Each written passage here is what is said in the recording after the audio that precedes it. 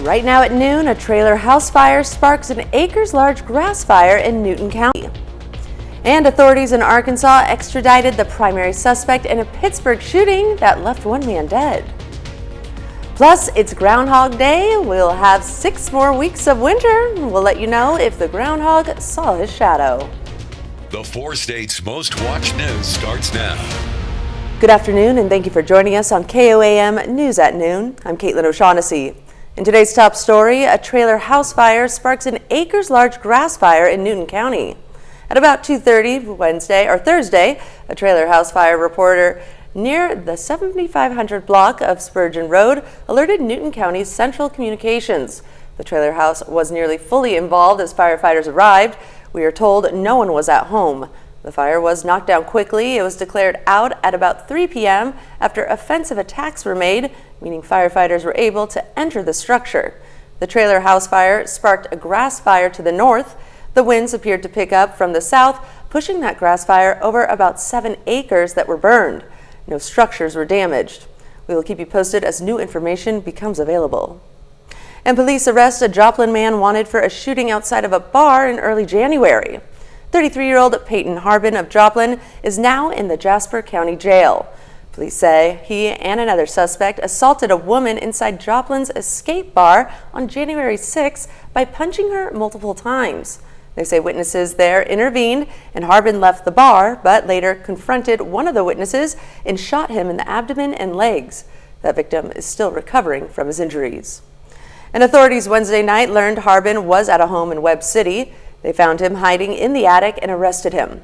Joplin and Webb City Police, the Jasper County Sheriff's Office, and the U.S. Marshal Service were all involved in that arrest. Authorities in Arkansas yesterday extradited the primary suspect in a Pittsburgh shooting to the Crawford County Jail. KOAM's Anthony Saviallo has more.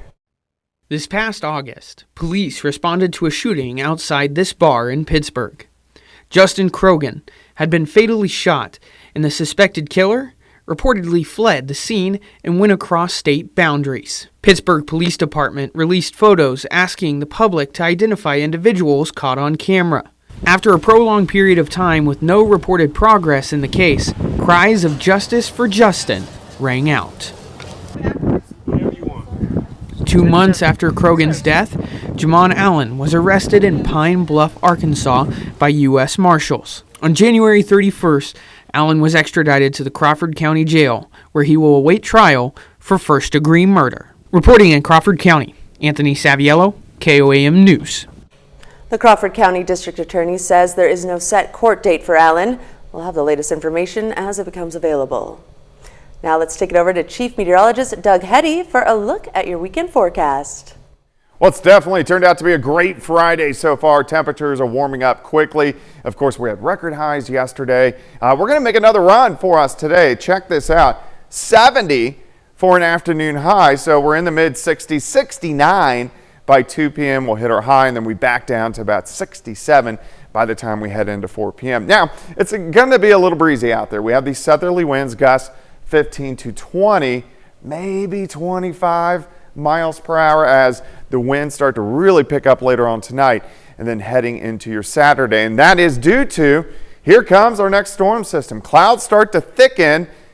They really thicken tonight, and then rain starts to increase by morning. So this is after midnight tonight and then increasing all the way through the first half of the day on Saturday. Of course, we're going to look at your weekend forecast, all coming up here in just a bit.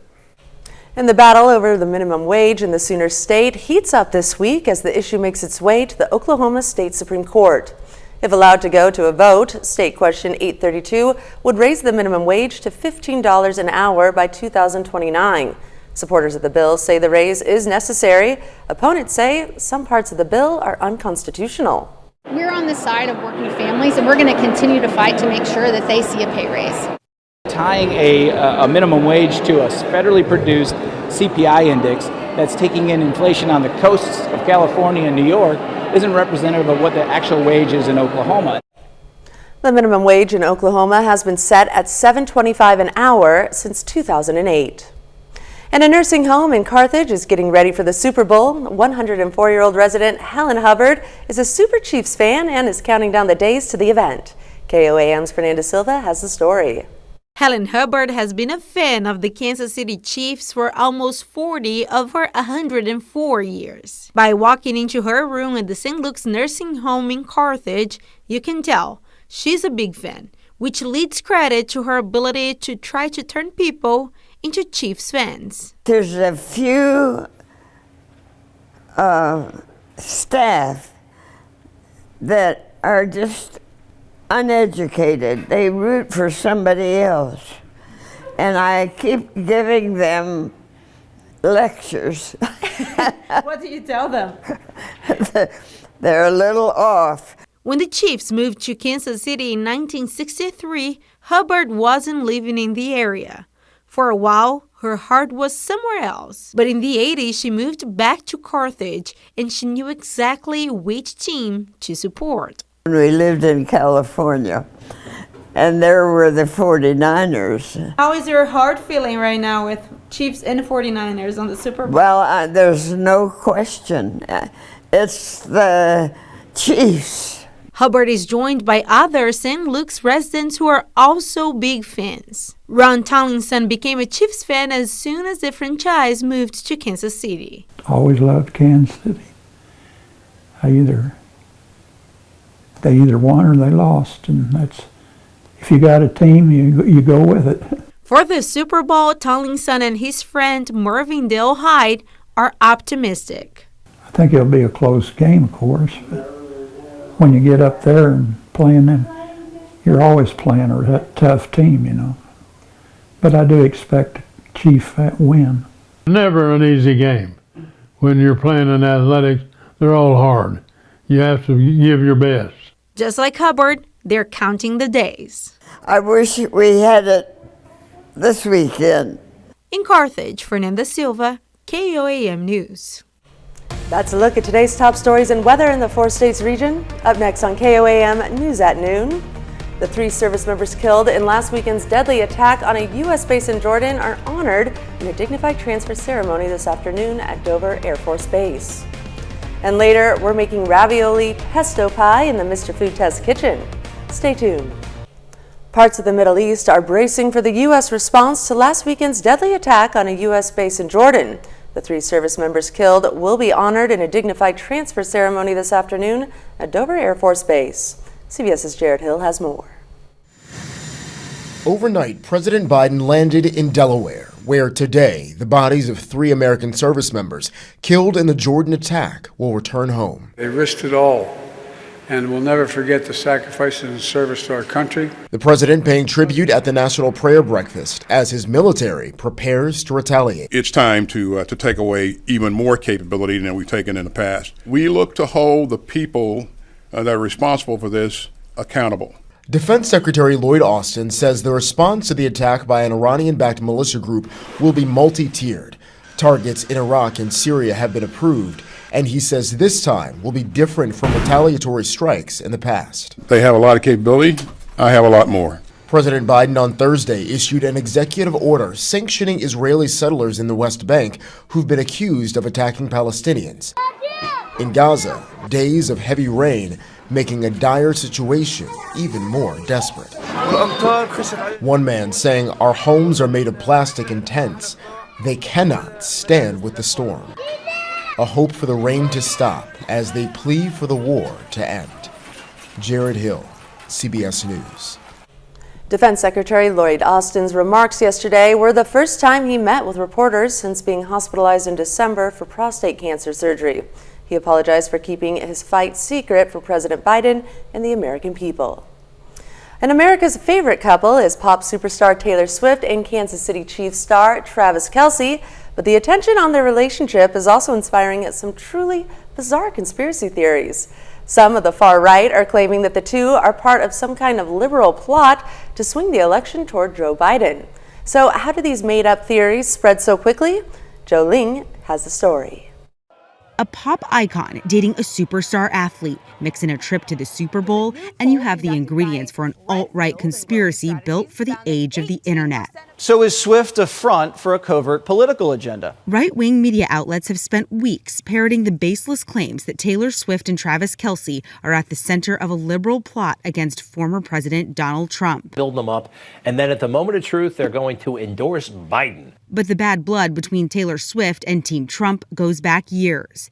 In 2018, she endorsed 2 Democrats in Tennessee. Let's say that I like Taylor's music about 25% less. And during the 2020 election, she threw her support behind Joe Biden. Their meteoric rise in popularity in recent months has riled up some Trump diehards, including former GOP presidential candidate Vivek Ramaswamy, leading many to speculate, without evidence, that the Super Bowl outcome is, quote, rigged to give Swift a bigger platform to endorse Biden again. And last year, more than 35,000 new voters signed up in one day after Swift encouraged her Instagram followers to register to vote. And the 138th annual Groundhog Day celebration took place Friday morning at Gobbler's Knob in Punxsutawney, Pennsylvania. The groundhog Punxsutawney Phil emerged from his burrow and did not see his shadow, which, according to tradition, means an early spring is on the way. Still to come on KOAM News at Noon, we see what's cooking with Mr. Food. Today, we have a Groundhog Day recipe that is a winner beyond a shadow of a doubt. Any ideas to what it could be? And Chief Meteorologist Doug Hetty returns with a look at your weekend forecast. You're watching the KOAM News at Noon.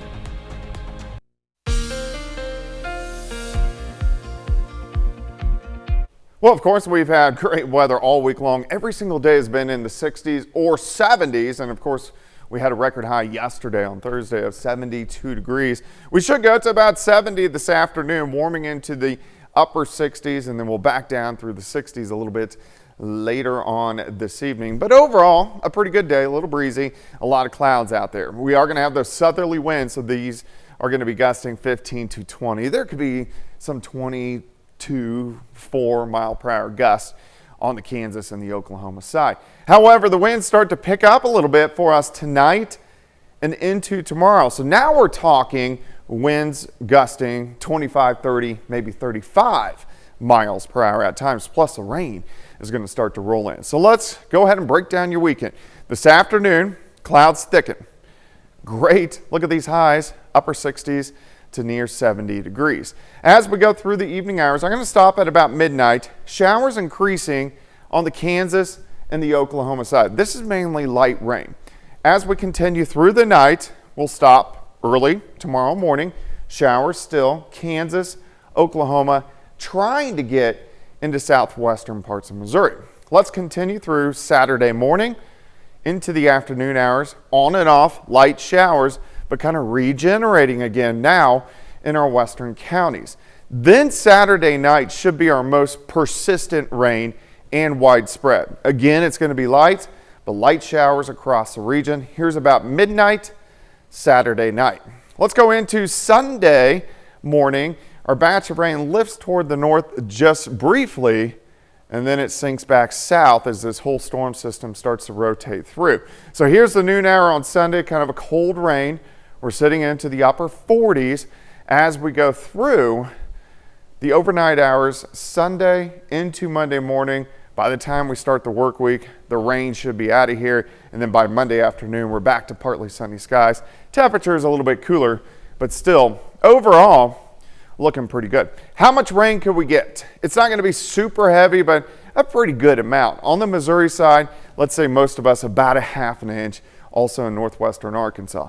Once you get into Kansas and also Oklahoma, a little bit higher, probably 3/4 of an inch, maybe some isolated inch amounts, but a pretty good dosing across the region, which we need, we'll definitely take. Of course, today, Groundhog Day, 70 degrees, 57 tomorrow, 48 on Sunday. We clear out Monday and Tuesday a little bit cooler, and then look at this, back into the 60s again next Wednesday and Thursday. A few showers on Thursday, and then again moving back in for next weekend, which of course is Super Bowl weekend. Stick around, we're making ravioli pesto pie in the Mr. Food Test kitchen. We'll be right back. It's time to check in with Howard in the Mr. Food Test kitchen. Today he's making ravioli pesto pie. Take a look.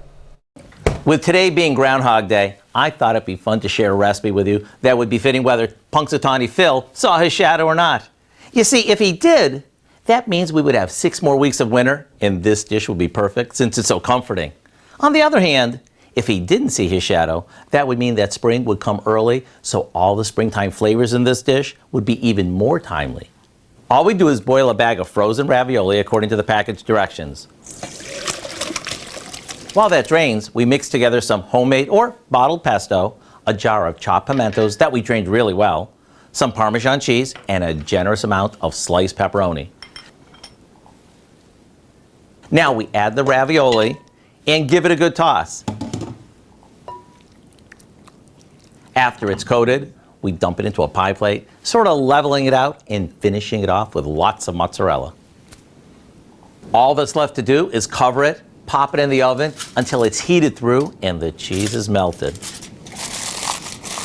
Does this ever look good or what? Like I said, it's warm and comforting, yet its fresh taste is all but teasing us that spring is right around the corner. The recipe for our ravioli pesto pie is online now and is ready and waiting to serve up no matter what our little groundhog friend predicted. I'm Howard in the Mr. Food Test Kitchen, where today we're looking for a dish that's a winner beyond a shadow of a doubt. In other words, ooh, it's so good. You can find this recipe on our website at KOAMnewsnow.com. Now here's a look at the 4 state market prices. Well, of course, it's going to be a pretty nice afternoon for us today, partly in mostly cloudy skies. High temp right around 70 degrees. 57 tomorrow. Now, we're going to have on and off showers all day tomorrow night, and Sunday. Sunday's cooler.